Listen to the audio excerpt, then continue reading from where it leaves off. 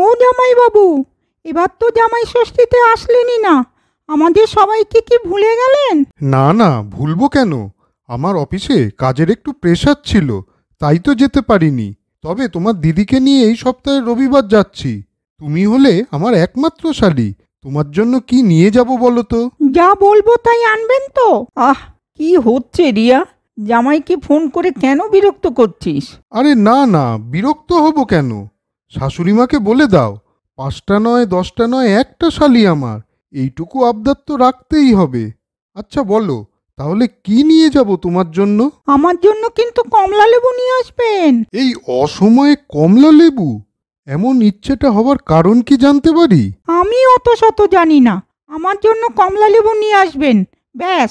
আচ্ছা ঠিক আছে, বলে তো দিলাম যে কমলা লেবু নিয়ে যাব, কিন্তু এই অসময়ে কমলা লেবুটা পাবো কোথায়? এইখানের বাজারে দেখি, একবার গিয়ে খোঁজ করতে হবে। এরপর জামাইবাবু রোহিত কমলা লেবুর জন্য সারা বাজার খুঁজলো, কিন্তু কমলা লেবুর দেখা পাওয়া গেল না। তারপর অনেক খোঁজাখুঁজির পর হতাশ হয়ে বাড়ি ফিরে আসলো। কি যে করি বুঝতে পারছি না। কি হয়েছে তোমার, এত চিন্তিত লাগছে কেন? আরে আর বলো না, ওই বাড়িতে আজ ফোন করেছিলাম। রিয়ার কাছে আমি জিজ্ঞাসা করলাম কি নিয়ে যাব। রিয়া আমায় আবদার করে কমলা লেবু নিয়ে যাওয়ার কথা বলল। অনেক খুঁজেছি বাজারে, কিন্তু পেলামই না। কি যে করি, এই নিয়ে খুব চিন্তা হচ্ছে।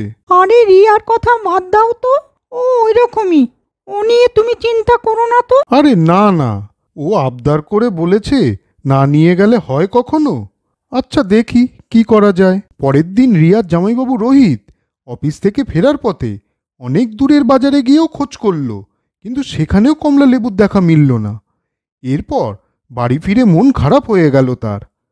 বাড়িতে এসে মোবাইল নিয়ে নাড়াঘাটা করতে করতে হঠাৎ তার মনে হলো অনলাইনে কোথাও কমলা লেবু বিক্রি হচ্ছে কিনা। দেখতে দেখতে হঠাৎ সে অনলাইনে এক জায়গায় কমলা লেবু বিক্রি হচ্ছে দেখল। দাম একটু বেশি ছিল, তা সত্ত্বেও সঙ্গে সঙ্গে রোহিত অনলাইনে অর্ডার করে দিল।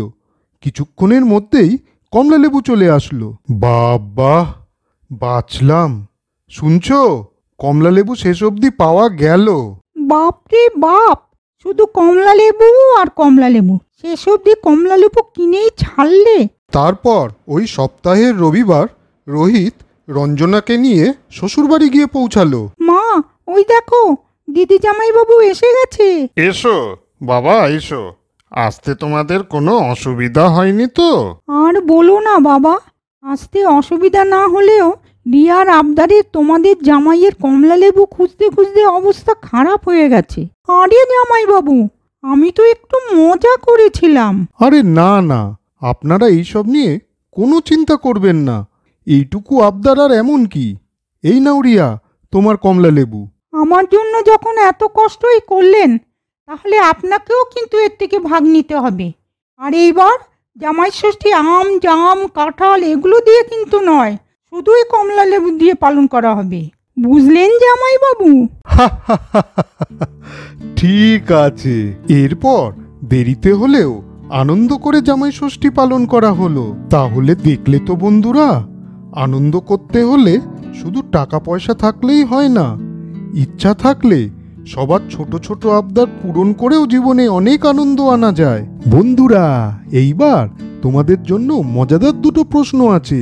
বলো তো, শালি রিয়া জামাইবাবু রোহিতকে কি আনতে বলেছিল? আর রিয়ার দিদির নাম কি ছিল? উত্তর দুটো যদি জানা থাকে এক্ষুনি কমেন্ট করে জানাও বন্ধুরা। বন্ধুরা, গল্পটা তোমাদের কেমন লাগলো? যদি ভালো লাগে তাহলে শেয়ার কমেন্ট লাইক করো, আর সাবস্ক্রাইব এবং বেল আইকন প্রেস করতে ভুলো না কিন্তু। আজ চলি বন্ধুরা, পরে আবার দেখা হবে, তোমরা ভালো মতন থেকো কিন্তু।